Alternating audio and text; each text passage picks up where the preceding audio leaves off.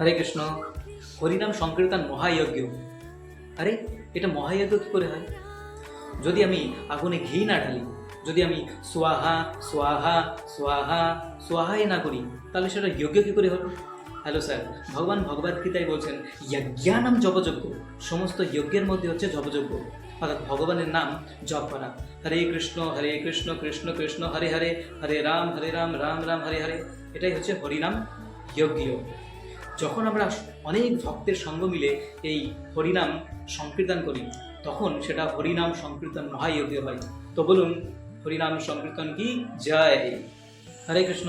Shrimad Bhagavad Gita as it is the opulence of the absolute, verses number 25। শ্রী ভগবানুবাচ মহর্ষিণম ভৃগোহম গিরামস্মি এক অক্ষরম যজ্ঞানাম জপযজ্ঞস্মি স্থাবর নাম হিমালয়। পরমেশ্বর ভগবান শ্রীকৃষ্ণ বললেন, মহর্ষিদের মধ্যে আমি ভৃগ ঋষি, বাক্য সময়ের মধ্যে আমি ওমকার, যজ্ঞের সময়ের মধ্যে আমি জপযজ্ঞ, এবং স্থাবর বস্তু সময়ের মধ্যে আমি হিমালয়। হরে কৃষ্ণ।